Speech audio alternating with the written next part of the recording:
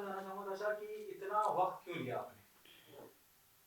Actually being a girl ये मेरे लिए इतना आसान था नहीं कि मैं ये सब कंप्लेन लिखाऊं। और अब क्योंकि इसमें अपनी इज्जत जाती है, इसमें जो ऑलरेडी गिरा हुआ इंसान है उसकी क्या इज्जत जाएगी, लेकिन जिसकी इज्जत है उसकी इज्जत जाती है। So actually I took time for this. और मेरे पास इतना, मैं इतनी हिम्मत नहीं जुटा पा रही थी कि मैं जाऊं और मैं कंप्लेन करूं ये सब चीज़ों के बारे में। आप समझ रहे हैं, लेकिन जब चीज़ें सब सर से ऊपर जाने लगी तो मेरे को ये चीज़ें करनी पड़ी। अ, किसी किसी ने एडवाइस करी आपको कि you should go and file a नहीं, कंप्लेंट और how it happened? Do you know remember? Buddy, nobody actually. मैंने ये बातें किसी से डिस्कशन करी नहीं है, और ये मेरा खुद का डिसीजन था। क्योंकि उसकी सारी चीज़ें मेरी तरफ से, उसकी जो सारी चीज़ें मुझे लेके इतनी ज़्यादा हो गई थी कि मुझे ये चीज़ें करनी पड़ी। और किसी के बोलने से कोई कुछ नहीं करता, जिसके साथ बीतती है सिर्फ उसको पता होता है। So it was him who actually forced me to do this force और again, provoke? Provoked me actually. हाँ, फोर्स इन द सेंस, इतना ज़्यादा उसने मुझे प्रोवोक कर दिया, इतना इंसिस्ट कर दिया कि नहीं, मुझे ये डिसीजन लेना ही पड़ गया। जी if you can throw some more light on the case. हाँ।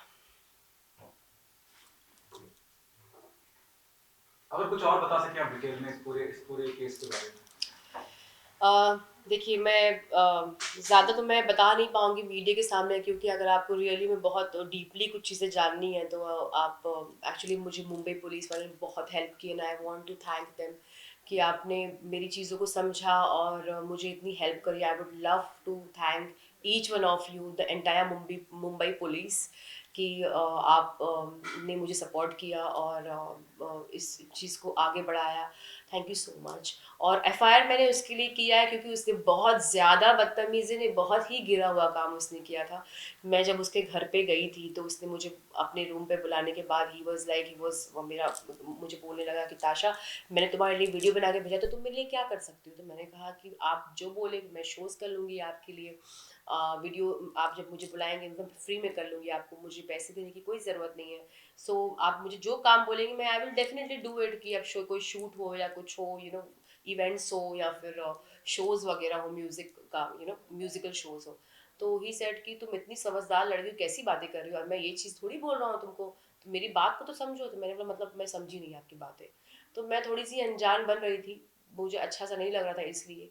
बट उसने मुझे खुल के बता दिया कि भाई ऐसी सी बात है, मैं तुम्हें कॉम्प्रोमाइज़ की बात कर रहा हूँ। तो मैं वहाँ से उठ के जब जा रही थी तो उस बंदे ने मुझे इतनी गंद खींचा। उसके बाद भी बहुत सारी चीज़ें थी जो मैं, ऑब्वियस सी बात है, being a girl I have respect, I can not tell in front of public.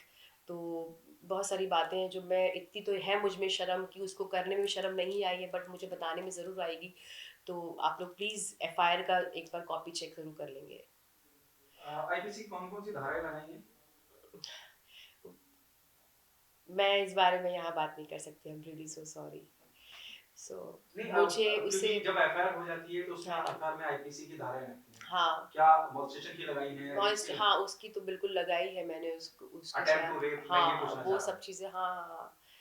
आप जैसे समझ सकते हैं, बीइंग अ गर्ल मैं बोल नहीं पा रही हूँ बिकॉज आई एम शाय, इसलिए मैं ये सब चीज़ें इतने खुल के नहीं बात कर रही हूँ। एंड आई एम श्योर कि और मेरा ये बोलने का, ये मीडिया में बताने की ये भी रीज़न है कि जो इतना करप्शन जो हो रहा है लड़कियों के साथ, वो गलत हो रहा है, उनके टैलेंट को नहीं देखा जाता है, उनके साथ गलत किया जाता है।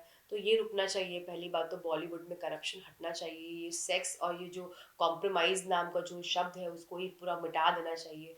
और लड़कियों को या चाहे लड़कों को, उनकी उनको टैलेंट से मिलना चाहिए उनका काम, एक दूसरे को सपोर्ट सिस्टम बनना चाहिए इंसान को। और केआरके ने बहुत लड़कियों के साथ गलत किया, अगर मैं चाहती हूँ कि वो सारी लड़कियां सामने आके खड़े होके बोले कि उनके साथ भी क्या क्या सारी चीज़ें हुई हैं, ताकि ये पूरी दुनिया को पता चलना चाहिए कि आज अगर वो किसी के साथ गलत करे तो उनके साथ भी गलत हो सकता है। This is wrong.